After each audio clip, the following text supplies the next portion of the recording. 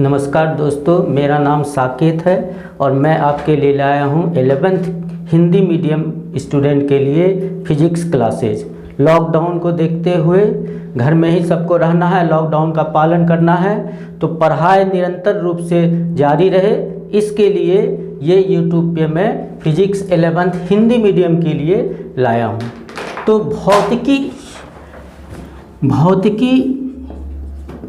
हिंदी में भौतिकी कहते हैं और इसका नाम है फिजिक्स। तो फिजिक्स फ्यूसिस शब्द से बना है और जिसका अर्थ है भौतिक, और भौतिक मतलब हो गया नेचर। तो नेचर से रिलेटेड जो है, नेचर से, प्रकृति से संबंधित है, उस विज्ञान को कहा जाता है भौतिकी। तो प्राकृतिक विज्ञान जो होता है ये प्राकृतिक घटनाओं से संबंधित विज्ञान है। तो प्राकृतिक विज्ञान ये प्राकृतिक घटनाओं से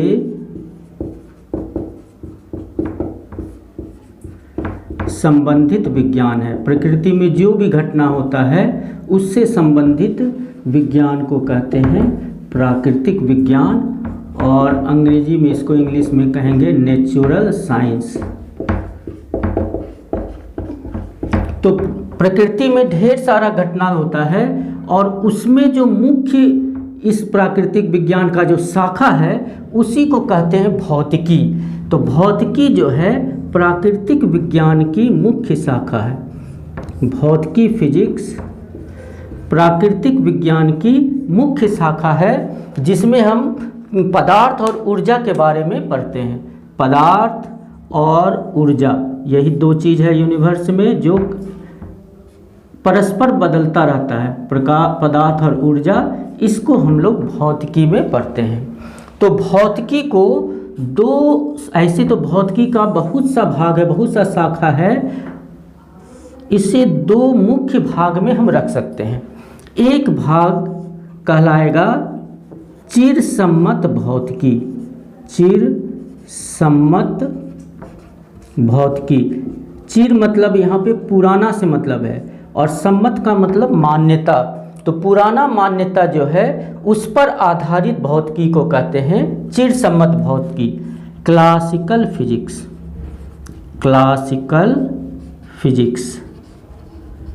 1900 ईस्वी से पहले तक या उसके लगभग में जो भी जानकारी मिला विज्ञान से संबंधित उसको रखा गया चिरसम्मत भौतिकी में।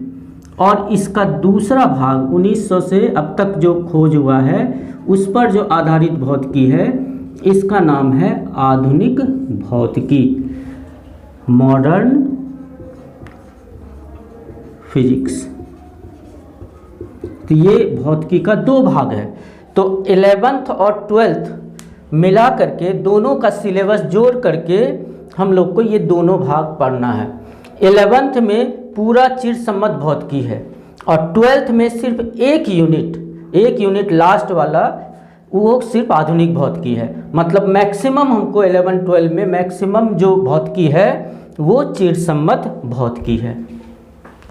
अब चिरसम्मत भौतिकी में क्या क्या आ जाएगा? चिरसम्मत भौतिकी में बहुत सा जो 9th का चैप्टर है, 9th में जो सब मिला था वही थोड़ा सा डिटेल में आएगा, और थोड़ा सा उसका मैथमेटिक्स जो एक्सप्रेशन होगा मैथमेटिकल वो थोड़ा सा चेंज हो जाएगा, नया मिल जाएगा 11th में।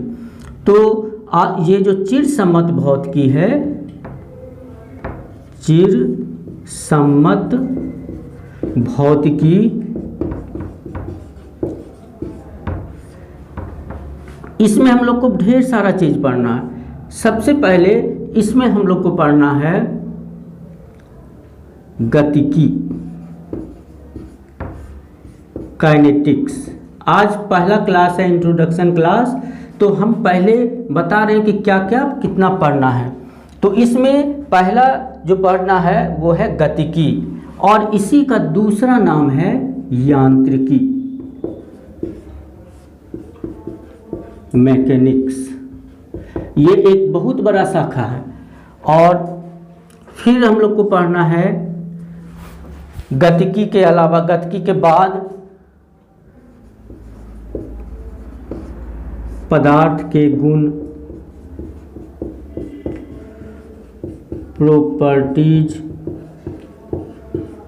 Of matter. फिर हम लोग को पढ़ना है ऊष्मा एवं ऊष्मागतिकी,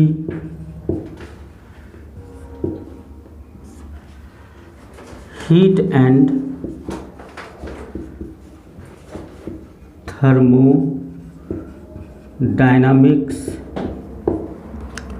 और फिर तरंगे एवं ध्वनि।